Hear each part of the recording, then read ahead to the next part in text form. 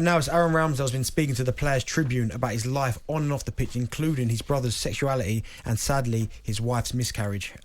If you haven't read it, you need to go and check it out because it is real powerful stuff. He spoke about, as you spoke about there, the wife having a miscarriage, but he's got some quotes here. It's the Players Tribune that he spoke to. He talks about his transfer to Arsenal, and he's got some quotes here. He said he ran into Bukayo Saka getting a coffee whilst at England and asked him if the rumours were true and the Arsenal were interested in him. He said he's had to deal with a lot on Twitter as well, social media, people coming for him when he made the £25 million move to Arsenal. I was one that kind of raised my eyebrows when I went, oh, okay. But you have to say, he has turned into a phenomenal signing for Arsenal. I think he's been outstanding, and this is why everyone's confused in football that Arsenal are after David Raya. Doesn't make sense because Ramsdale, a few mistakes, but you're going to have that when you play the way that Arsenal play. Of course. But some of the shots that he stopped last season, some of the goals, he can play from the back as well. I just don't see why Arsenal would go in for another goalkeeper. Yeah, it doesn't make Baffles sense. me. I mean, he spoke about here, he's transferred to Arsenal, and it says here, he saw Bukayo Saka in the coffee shop, but then he said when the deal was agreed and leaked on Twitter, he said he had to go onto Twitter and he saw the news was leaked and he was getting absolutely roasted. And do you know what? It's horrible because I've spoke to Aaron Ramsdale, like I've known him quite well. It's one of them where you think to yourself, I can understand that he had back-to-back relegations. People going 25 million, really?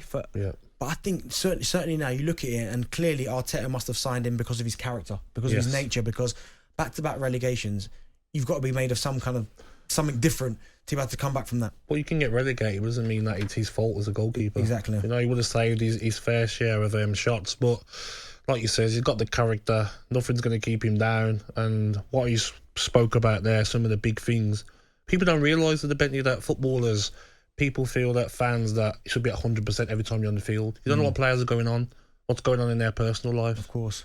And they're not always going to be at 100%. So it's good for him to speak out about it. He spoke about, obviously, opens up about his brother being gay. I mean, he says here, my brother is gay and he's lived his life in an open and authentic way since he went off to school. I'm so proud to say he's my brother. Over the years, I've probably bit my tongue a few times, both in the dressing rooms and on social media, whenever I hear homophobic comments or stupid things about being said. And I think maybe my brother has done the same, thinking it would make his life easier. Well, all that ends today.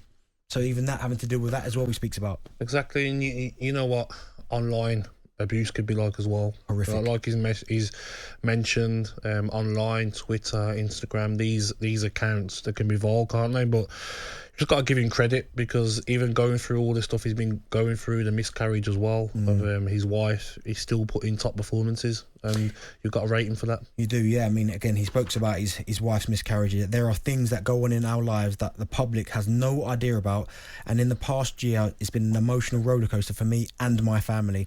Went on holiday after the World Cup. On the flight home, my wife had a miscarriage. Yeah. I mean, people just don't understand this is the problem, Bentley. People, you know what it's like. You get the average fan on social media at the pub or at a bar.